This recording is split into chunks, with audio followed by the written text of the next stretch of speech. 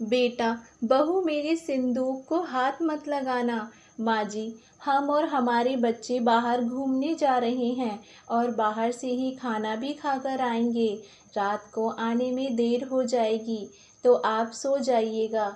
बड़ी बहू सविता अपनी सास रेखा जी से बोली।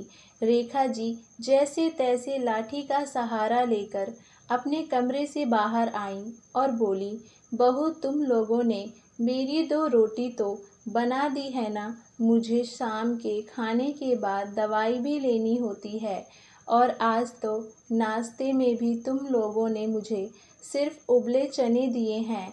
इतने में छोटी बहू निर्मला बोली, माँ जी आप तो चाहती ही नहीं कि हम बाहर घूमने जाएं। भला घूमने जाने के दिन कौन रसोई में जाता है। रसोई में खाना ही बनाना होता तो हम लोग घूमने का क्यों प्लान करते। इतना ही खाने पीने का शौक है तो आप अपना खाना खुद से बना लीजिए।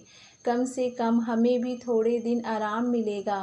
रेखा जी बोली, बहू तुम अच्छे से जानती हो, मैं तो लाठी के सहारे रसोई तक भी जैसे तैसे आ पाती हूँ। खाना बनाना तो मेरे लिए असंभव है। बस मेरे लिए 2 रोटी ही तो मांगती हूँ, वे भी तुम लोगों को भारी पड़ती है।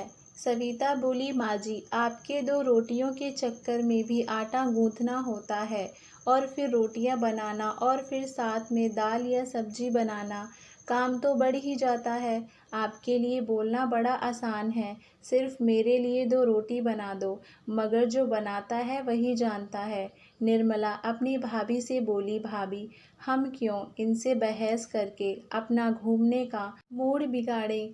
अब इनके मुँह क्या लगना। वैसे भी ये पहली बार तो हो नहीं रहा। हम जब भी घूमने निकलते हैं इनका रोना शुरू हो जाता है।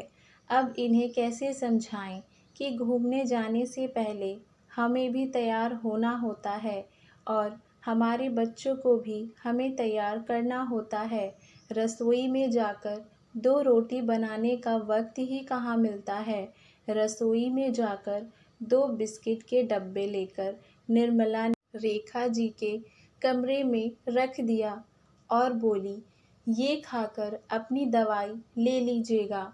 दोनों बहुएं अपने बच्चों को लेकर घर से बाहर निकल पड़ी और पीछे पीछे दोनों बेटे लोकेश और नीरज भी तैयार होकर बाहर चले गए। वैसे भी ये पहली बार नहीं हो रहा था। बेटे भी अपनी माँ के खाने पीने का बिल्कुल ध्यान नहीं रखते थे। खुद मज़े से सभी बेटे बहू बाहर खाना खाकर आते थे, मगर कभी भी अपनी माँ के लिए दोनों बेटों में से भी कोई बाहर से खाना लेकर नहीं आता है। सच ही कहा है किसी ने, बेटों के अपने परिवार बढ़ाने के बाद वे लोग अपने जन्मदाता को भी भूल जाते हैं। रेखा जी धीरे धीरे लाठी के सहारे से अपने कमरे में वापस आकर अपनी छोटी सी खाट पर बैठ गईं और अपने पति राजमल जी की तस्वीर देखकर उनकी आंखें भर आईं। रेखा जी को वे दिन याद आ रहे थे जब राजमल जी जिंदा थे। राजमल जी का पहला खुद का स्टील का कारखाना था, जिसमें दोनों बेटे लोकेश और नीरज भी अपने पिताजी का साथ देते थे। राजमल जी जब तक जिंदा थे, बेटे बहुएं उनकी और रेखा जी की बहुत सेवा करते थे। राजमल जी का घर में बोलबाला था और रेखा जी भी तो घर के कामों में बहुओं की मदद कर दिया करती थी। मगर राजमल जी के निधन के बाद रेखा जी एक रोज़ बाथरूम में फिसल गईं, जिस वजह से उनकी रीढ़ की हड्डी में चोट आ गई और ऑपरेशन होने के बावजूद भी बिना लाठी के सहारा उनका चलना मुश्किल हो गया और वे तब से घर में अपने कमरे तक ही सीमित रह गईं। बहुएं उनका खाना भी उनके कमरे में पहुंचा देती थीं। पूरा दिन एक ही कमरे में पड़े रहने के कारण रेखा जी बहुत बार ऊब जाती थी। बेटे बहू हर रविवार घूमने निकल पड़ते। अपनी माँ के बारे में किसी को भी ख्याल नहीं आता। एक रोज़ जब सविता रेखा जी को खाना देने उनके कमरे में पहुंची तो उनका बेटा सोनू अपनी दादी के कमरे में बॉल से खेल रहा था। दादी की थाली में रोटी और दाल देखकर सोनू बोला, मम्मी, आपने बाहर तो हम सबको खीर भी खाने में दी थी, फिर दादी को खीर क्यों नहीं दी? सविता हड़बड़ाते हुए बोली, बहुत बातें बनाने लगा है तू आजकल। जा बाहर जाकर बॉल खेल। कमरे में बॉल किसी को लग गई तो और उठकर वहाँ से चली गई। रेखा जी को तो एक एक अरसा बीत गया था खीर खाए हुए। जब से रेखा जी का ऑपरेशन हुआ था तब से बहुएं खाना कमरे में ही लाकर दे जाती। खुद बाहर बेटे बहू कभी पनीर तो कभी खीर का आनंद लेते, मगर रेखा जी को तो सिर्फ दाल रोटी या सब्जी यही खाने में मिलता। खीर का नाम सुनकर एक बार के लिए तो रेखा जी का भी मन मचल उठा खीर खाने के लिए, मगर वे जानती थी बहू को खीर देनी होती तो वे मेरी थाली में सिर्फ दाल रोटी ना रखती। जो बहुएं उनको दिन में एक गिलास दूध ना देती थीं, वे खीर क्या खा देंगी?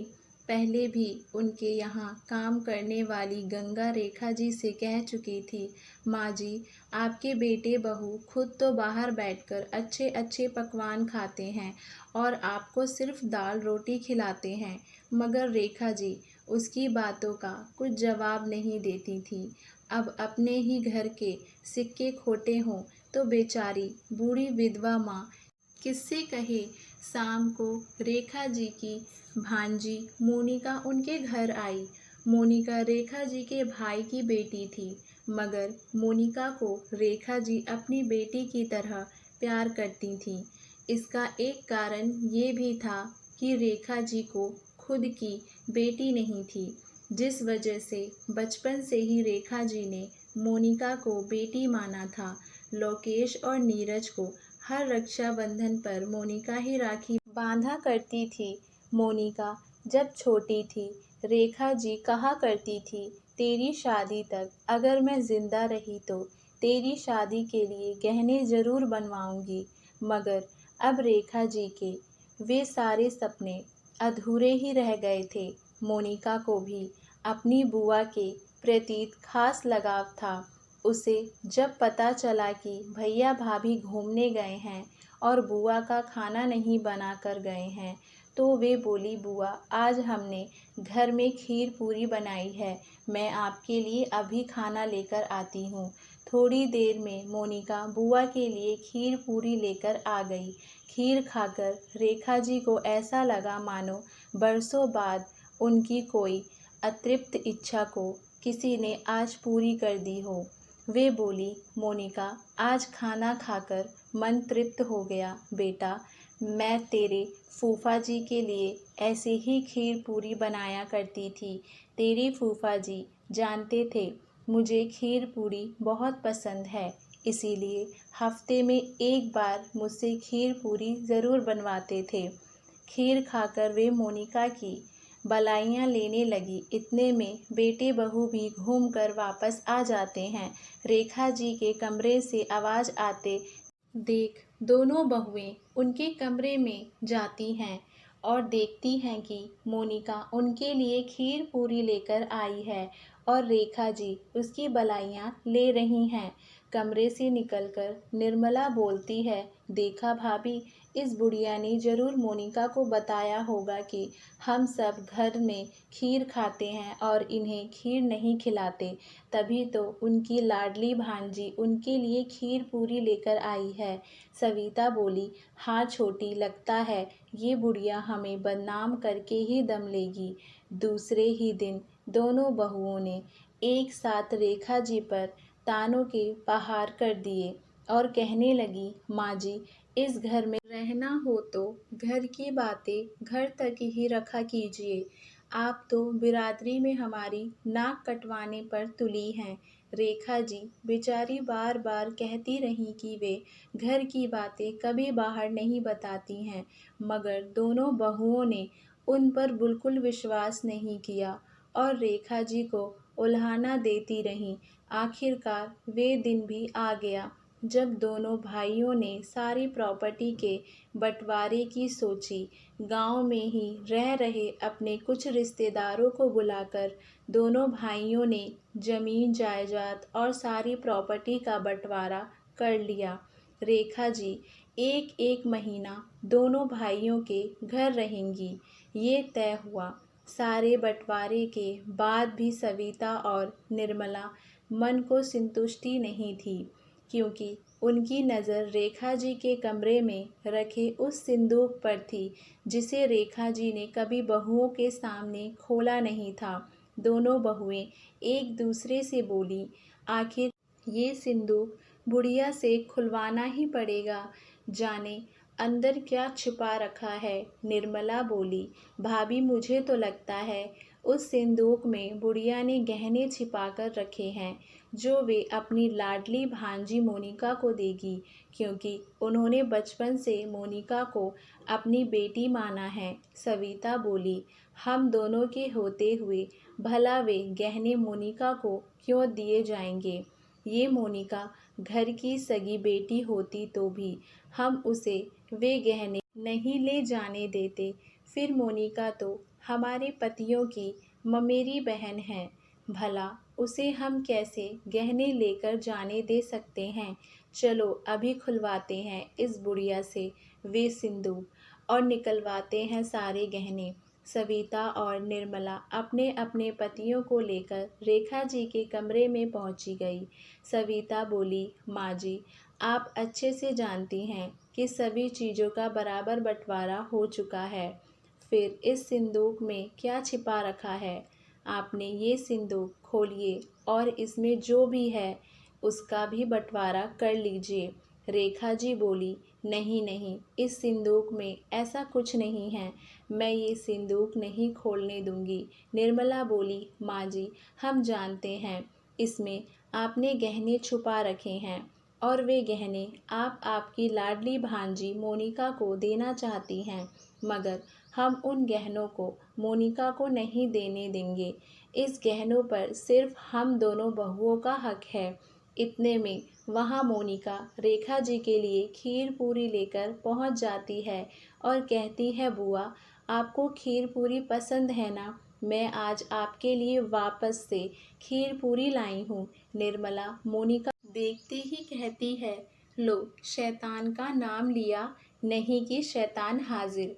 मोनिका बोली, भाभी मैं कुछ समझी नहीं। निर्मला बोली, तुम क्या समझती हो, माँ जी को खीर पूरी खिला खिला कर माँ जी के सारे गहने अपने हिस्से में ले लोगी, मगर हम ये नहीं होने देंगे।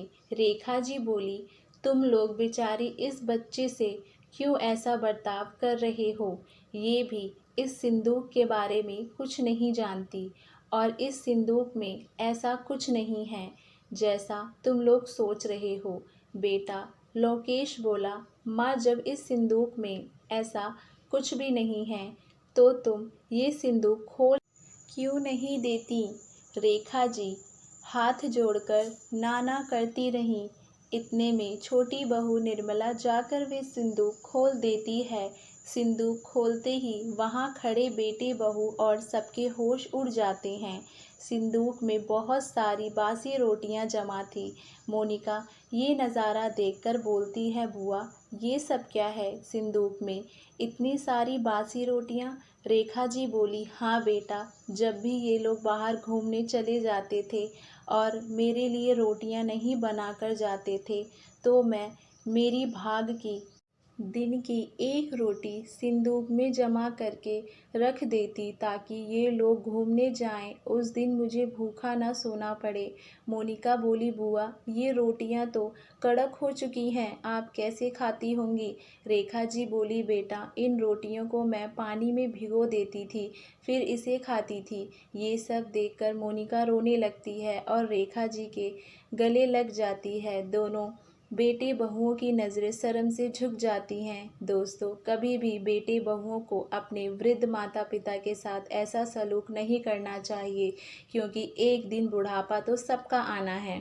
उनके बच्चे भी तो घर में जैसे माहौल वृद्ध लोगों के लिए देखेंगे, वैसे ही व्यवहार वे भी अपने माता पिता के साथ करेंगे। आप लोगों को हमारी ये कहानी कैसी लगी, हमें नीचे कमेंट बॉक्स में अपनी राय बताइएगा और हमारे चैनल वाणी वॉइस को लाइक शेयर सब्सक्राइब करना ना भूलें।